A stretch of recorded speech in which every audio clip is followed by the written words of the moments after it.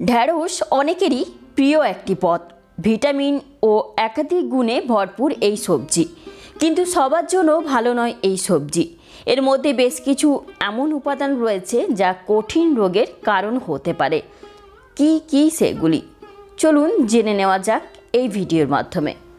এর পাশাপাশি আমরা এও জেনে নেব যে কতটা পরিমাণে কিভাবে ঢ্যাঁড়স খেলে আমাদের শরীরে ম্যাজিকের মতো উপকার পাওয়া যাবে।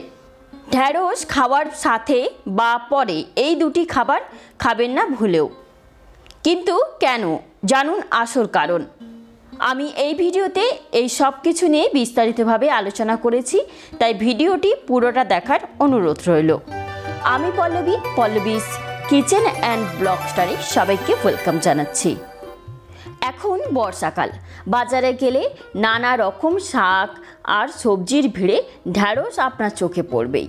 আর আমাদের অতি পরিচিত সবজিটির ইংরেজি নাম হলো ওকরা, হলেও একে অনেকে লেডিস ফিঙ্গারও বলে থাকেন।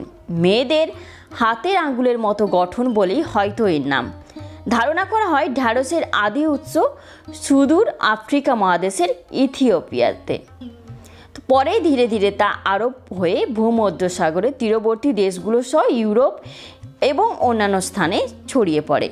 বাংলাদেশ সহ অন্যান্য দক্ষিণ এশীয় দেশে ঢ্যাঁড়সকে অনেকে ভেন্ডি বলে চেনেন।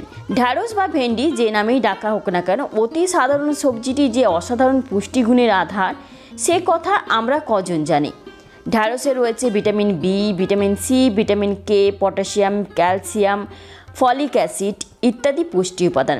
নিয়মিত ঢ্যাঁড়স খেলে তা নানাভাবে আমাদের সুস্বাস্থ্য রক্ষায় সাহায্য করে।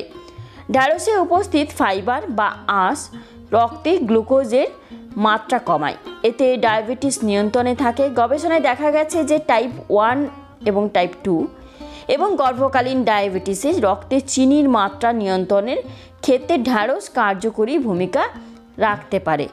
ঢ্যাঁড়সে রয়েছে পলিফেনলের মতো অ্যান্টিঅক্সিডেন্ট, রয়েছে ভিটামিন সি। এগুলো আমাদের কোষের জন্য ক্ষতিকর ফ্রি রেডিক্যালকে প্রতিহত করে। এছাড়া এতে রয়েছে ল্যাকটিন নামের প্রোটিন, যা মানবদেহে ক্যান্সার সেল বেড়ে উঠতে বাধা দেয়। ঢ্যাঁড়সের ভিটামিন সি এবং অ্যান্টিঅক্সিডেন্ট মানবদেহের রোগ প্রতিরোধ ক্ষমতা বাড়িয়ে তুলতে সাহায্য করে। এছাড়া এতে উপস্থিত বিভিন্ন খনিজ যেমন ম্যাগনেসিয়াম, ক্যালসিয়াম, ম্যাঙ্গানিজ ইত্যাদি ও দেহের রোগ প্রতিরোধ ক্ষমতা গড়ে তুলতে ভূমিকা রাখে। ঢ্যাঁড়সে রয়েছে প্রচুর পরিমাণে ফাইবার বা আঁশ, ফলে দীর্ঘ সময় ধরে পেট ভরা ভাব বজায় থাকে এবং ক্ষুধা লাগে না। এটি হজমেও দারুণ সহায়ক। তাছাড়া এতে ক্যালোরির পরিমাণ খুবই সামান্য, তাই যারা ওজন কমাতে চাচ্ছেন তাদের প্রতিদিনের খাদ্য তালিকায় ঢ্যাঁড়স রাখতে পারেন। ঢ্যাঁড়সে উপস্থিত পলিফেনল রক্ত জমাট বাঁধা এবং ফ্রি রেডিক্যাল ড্যামেজ প্রতিহত করে, হৃৎপিণ্ডের জটিলতা এবং স্ট্রোকের ঝুঁকি কমায়। তাছাড়া ঢ্যাঁড়সের অ্যান্টিঅক্সিডেন্ট মস্তিষ্কের প্রদাহ কমিয়ে মস্তিষ্কের স্বাস্থ্য ভালো রাখতে সাহায্য করে। হৃৎপিণ্ডের স্বাস্থ্যের বড় শত্রু হলো কোলেস্টেরল। তো ঢ্যাঁড়সের মিউসিলেজ নামের যে উপাদানটি হজমের সময় কোলেস্টেরলের সঙ্গে মিশে গিয়ে একে দেহ থেকে বের হয়ে যেতে সাহায্য করে। তো ঢ্যাঁড়স আঁশ এবং পেকটিন সমৃদ্ধ হওয়ায় এটি হজমে দারুণভাবে সাহায্য করে। হজম ভালো হওয়ায় বিপাকও হয় নির্বিঘ্ন। নিয়মিত ঢ্যাঁড়স খেলে কোষ্ঠকাঠিন্য হওয়ার সম্ভাবনা কম থাকে। তো কিভাবে খাবেন এই ঢ্যাঁড়স?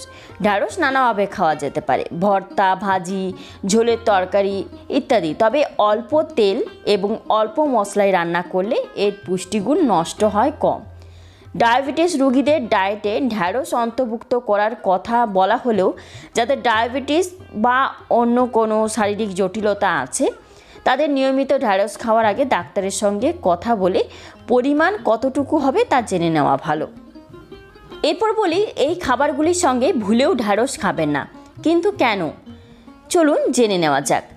ঢ্যাঁড়স খেতে কম বেশি অনেকেই ভীষণ ভালোবাসে, আবার অনেকেই একদমই ঢ্যাঁড়স মুখে তুলতে চান না। তবে যদি আপনি এই সবজি খেতে ভীষণ পছন্দ করেন তাহলে ঢ্যাঁড়সের সঙ্গে এই খাবারগুলি একদম খাবেন না, এতে পেটে সমস্যা হয়।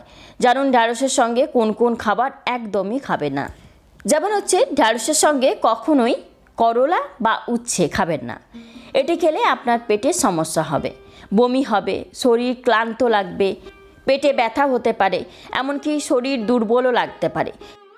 অনেকেই খাবারের সঙ্গে স্যালাড খান, তাই ঢ্যাঁড়স যদি আপনার খাবারের তালিকায় থাকে তবে স্যালাডে কিন্তু মূলও রাখবেন না।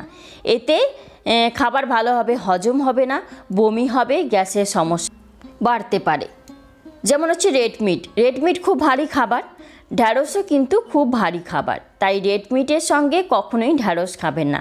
এতে আপনার হজমের সমস্যা বাড়তে পারে, ত্বকে অ্যালার্জি হওয়ার সম্ভাবনা অনেকটাই বেশি থাকে, তাই আগেই সাবধান হন আপনি।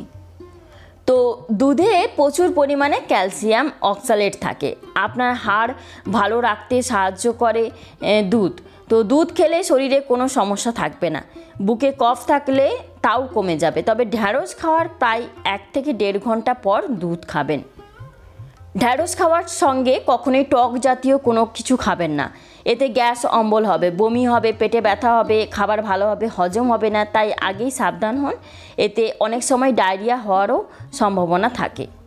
ভেন্ডি বা ঢ্যাঁড়স খাওয়ার পর কিছু খাবার এড়িয়ে চলা উচিত, কারণ কিছু খাবার একসঙ্গে খেলে হজমের সমস্যা, কিডনিতে পাথর বা অন্যান্য স্বাস্থ্য সমস্যা হতে পারে। বিশেষ করে ভেন্ডি বা ঢ্যাঁড়স খাওয়ার পর মূলো, দুধ এবং চা এড়িয়ে চলা উচিত। এছাড়াও কিছু ক্ষেত্রে ঢ্যাঁড়সের সাথে অন্যান্য খাবার যেমন বেগুন বা মিষ্টি কুমড়া খেলে অ্যালার্জির সমস্যা হতে পারে, আবার কারো ক্ষেত্রে নাও হতে পারে। যাদের কিডনিতে পাথর আছে তাদের ঢ্যাঁড়সের রস খাওয়া উচিত নয়, কারণ এতে রয়েছে অক্সালেট যৌগ, যা এর ঝুঁকি বাড়িয়ে দিতে পারে, ফলে তিনি আরও বিপাকে পড়তে পারেন। তবে এটা ঠিক যে ঢ্যাঁড়স খেলে আপনার অনেক স্বাস্থ্য সমস্যা দূর হয়ে যায়। শরীরে কোলেস্টেরল বেড়ে যাওয়ায় হৃদরোগের ঝুঁকি বেড়ে যায়। ঢ্যাঁড়সে উপস্থিত পেকটিন কোলেস্টেরল নিয়ন্ত্রণে সাহায্য করে। আপনি যদি প্রতিদিন 100 গ্রাম ঢ্যাঁড়স খান তাহলে আপনার শরীরে যে পরিমাণ ভিটামিন সি প্রয়োজন তার 38% এটি দ্বারা পূর্ণ হয়। তো ভিটামিন সি আপনাকে অনেক রোগ এবং সংক্রমণের থেকে নিরাপদে রাখতে সহায়ক। এমনকি একটি গবেষণা অনুসারে অন্য সবজির তুলনায় ঢ্যাঁড়সে বেশি ঘনীভূত অ্যান্টিঅক্সিডেন্ট পাওয়া যায়, আর এই অ্যান্টিঅক্সিডেন্ট কোষকে ফ্রি রেডিক্যালের প্রভাব থেকে রক্ষা করে। এর ফলে আপনি ক্যান্সারের ঝুঁকি থেকে দূরে থাকেন। ঢ্যাঁড়সে প্রচুর পরিমাণে ডায়েটারি ফাইবার রয়েছে, যা রক্তের শর্করা নিয়ন্ত্রণে কাজ করে। ওকরার অ্যান্টি ডায়াবেটিক বৈশিষ্ট্য বিটা কোষের বিকাশেও কার্যকর। তবে কোনো কিছুই অতিরিক্ত খাওয়ার জন্য বিশেষজ্ঞ চিকিৎসকের পরামর্শ নিয়ে নেওয়া দরকার, কারণ প্রতিটি খাবারের উপকারের সঙ্গে সঙ্গে পার্শ্ব প্রতিক্রিয়াও রয়েছে, ফলে এই বিষয়ে সতর্ক থাকা জরুরি। তো আজ এখানেই, আবার চলে আসবো একটা নতুন ভিডিও নিয়ে। ততক্ষণ ভালো থাকবেন, সুস্থ থাকবেন। ধন্যবাদ।